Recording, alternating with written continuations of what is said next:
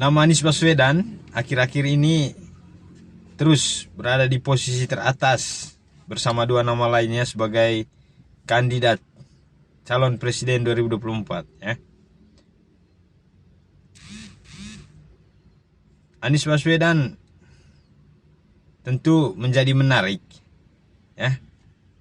Menarik untuk kita kaji lebih dalam, kita gali lebih dalam. Tentu dengan satu alasan. Dari ketiga nama ini, Anies Baswedan satu-satunya yang bukan orang partai. Artinya dia tidak berpartai politik, ya. Tidak memiliki kostum partai, itu. Dia orang bebas lah, ya.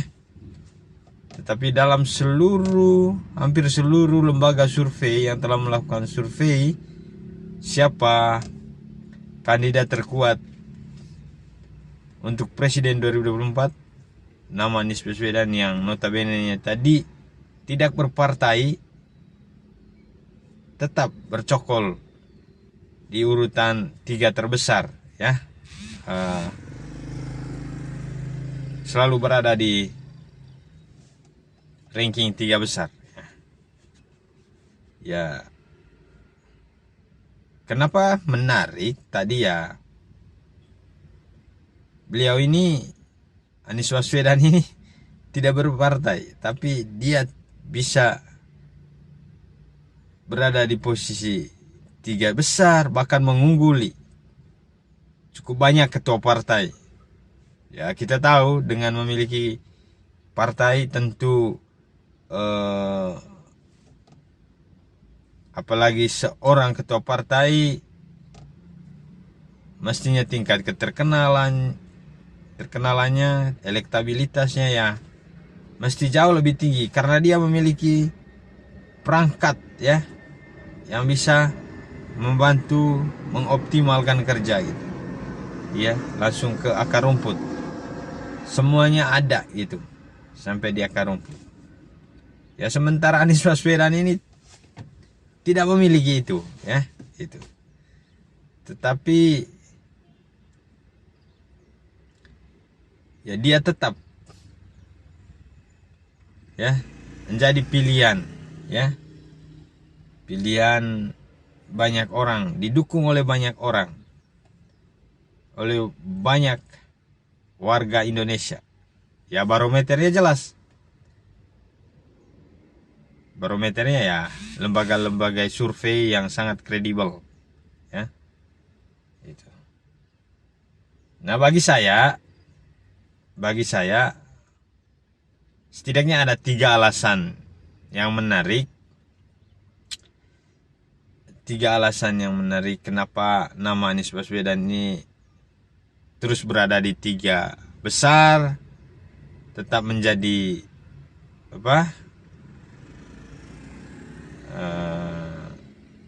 menjadi pilihan cukup banyak orang gitu ya untuk Pilpres 2024. Pertama, Anies Baswedan ini lah orang yang cerdas gitu ya, secara intelektual gitu. Ini tidak bisa terbantahkan gitu. Kita bisa melihat bagaimana perjalanan pendidikannya ya, sampai juga ke luar negeri gitu ya. Bahkan Anies Baswedan ini pernah menjadi rektor ya di Paramadina, bahkan pernah menjadi rektor termuda itu ya di Asia kalau tidak salah itu. Boleh nanti dicek kembali, tapi pernah menjadi rektor termuda itu. Ya. Artinya secara intelektual kapasitas Anies Baswedan ini tidak bisa diragukan gitu. Nah, ini juga bisa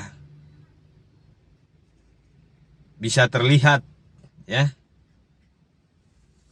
betapa dia sangat komunikatif gitu ya, menyampaikan ide dan gagasannya gitu ya. Nah, saya pikir itu alasan yang pertama gitu ya. Secara intelektual kapasitas Anies ini sangat mumpuni gitu ya. Nah, dia memiliki kemampuan kecerdasan intelektual yang luar biasa gitu ya. Itu yang pertama.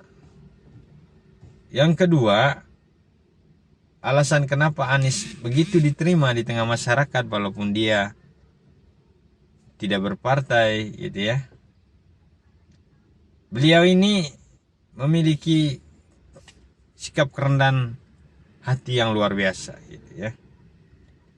Ya pasca bahkan saat dia masih menjadi gubernur dan memuncaknya pasca meninggalkan DKI sebagai gubernur DKI, beliau ini terus menerus diserang, bahkan dicap atau dilabeli sebagai tokoh politik identitas gitu ya. Kebencian, ubaran kebencian terhadap dirinya begitu bertubi-tubi gitu. Itu. Tapi coba kita perhatikan bagaimana dia merespon, menanggapi semua kebencian, tuduhan terhadap dirinya gitu. Hampir pasti kita tidak menemukan bahwa dia merespon itu dengan membabi buta, dengan kemarahan gitu ya. Ya.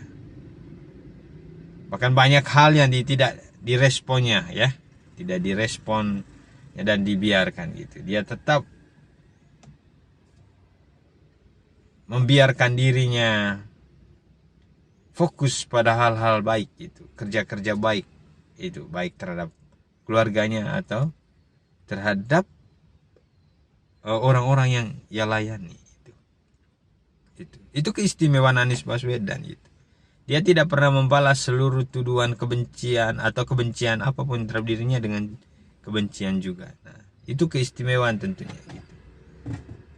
Ya.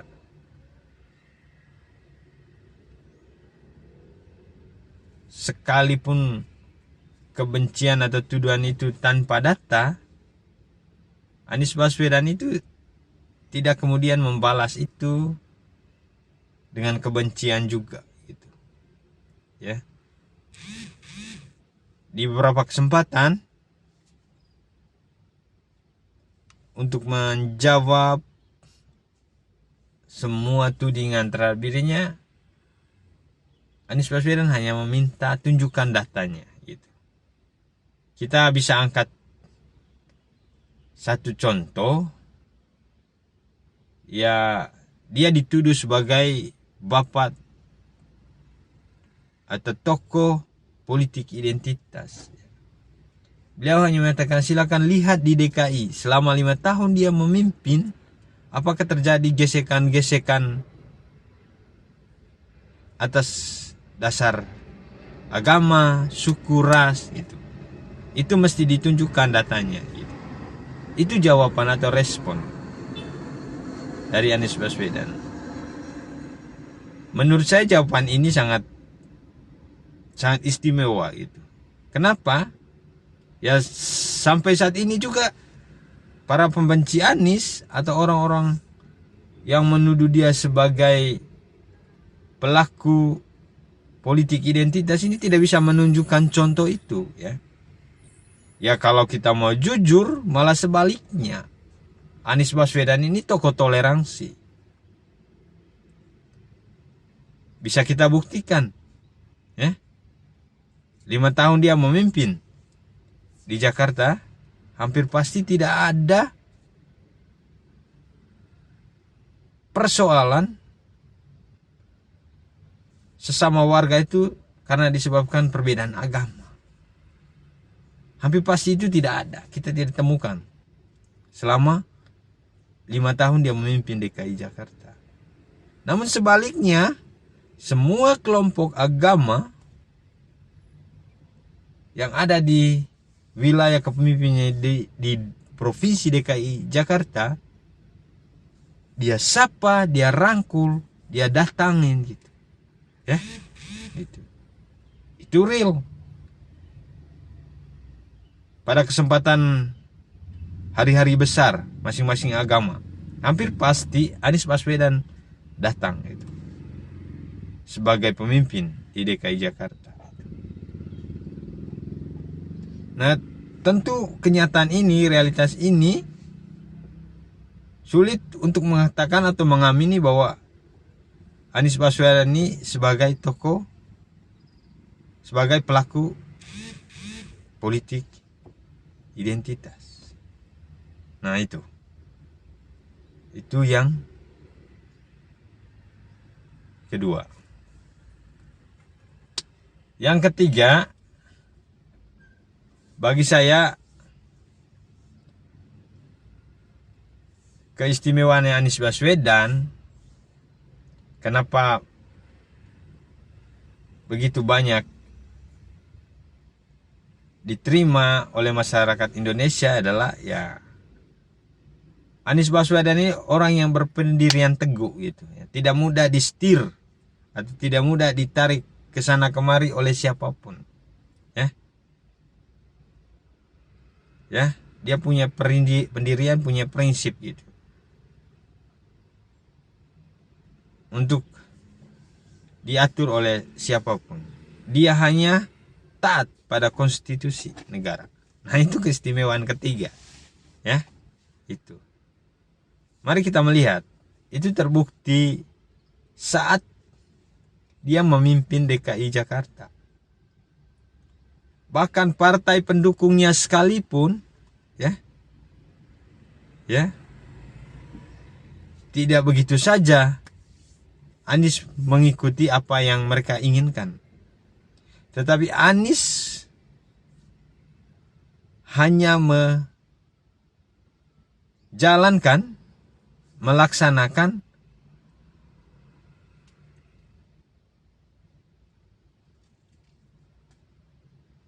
aturan-aturan atau kebijakan-kebijakan publik gitu, yang memang sudah diatur di dalam konstitusi dan undang-undang dasar negara Republik Indonesia ini.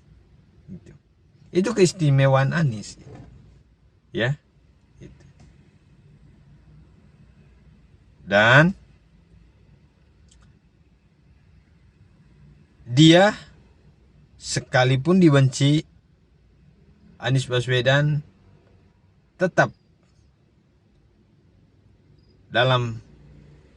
berdiri dengan pendiriannya, memperjuangkan keadilan sosial, ya. Memperjuangkan keadilan sosial. Gagasan keadilan sosial yang selalu dan terus-menerus disampaikan oleh Anies Baswedan dan dikerjakannya gitu, untuk kesejahteraan masyarakat banyak. Ya, demikian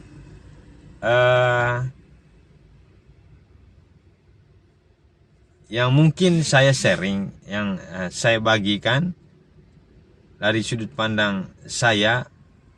Setidaknya ada 3 hal tadi gitu ya. Kenapa Anies Baswedan sampai saat ini masih berada di posisi 3 besar gitu, sebagai kandidat terkuat ya, Presiden 2024.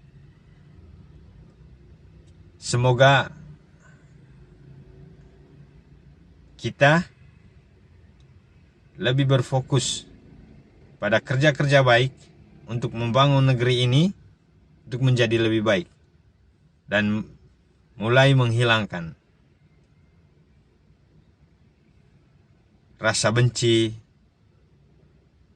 membangun opini-opini yang tidak berdasar, tidak memiliki data yang kuat, sehingga momen pemilu menjadi momen sukacita. Setiap orang berhak memilih siapapun, tetapi tetap dalam nuansa persaudaraan dan kebersamaan. Selamat, tetaplah tersenyum karena selalu banyak alasan untuk kita bersyukur dari setiap soal yang kita hadapi. Terima kasih.